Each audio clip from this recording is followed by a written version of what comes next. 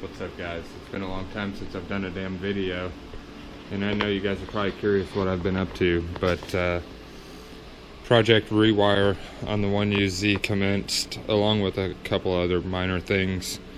As you can see now, I've done a little bit of a intake piece, which is actually a short ram intake off of eBay for a Honda Civic. I know I'm just jumping right to this, but I went ahead and installed a new Zex perch valve, which is an extreme difference because now that I plumbed it to have 2 ports, just for show, you know. But now I no longer have any wire nuts anywhere on the car. As from when I initially wired this car, there were a few wire nuts, and I believe that may have been causing a bit of a parasitic draw, so I decided to rewire the whole damn car. Everything's crimp connected and or soldered. Didn't do much soldering, but rewired everything. I still have a couple things on the list to do, as you can see, like a battery mount. I have fuel pump's gonna stay the way it is. I don't really care. It works.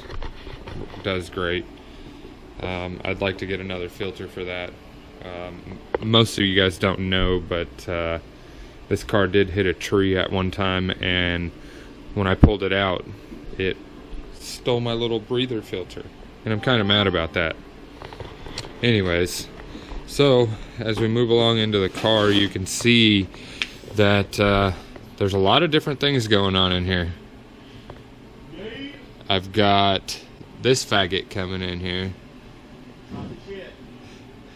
And then, anyways, I basically did a whole new relay panel, installed a new switch setup, and as you can see, I'm fixing to work on a new dash setup.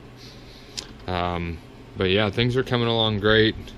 I actually started the car up for the first time today after the rewire, and everything seems to work great. I unfortunately can't start it right now for you guys because my son is sleeping upstairs, and we don't want to disturb him because this beast is loud. But this is what I've done so far. I'm happy with it. It's starting to come along real good.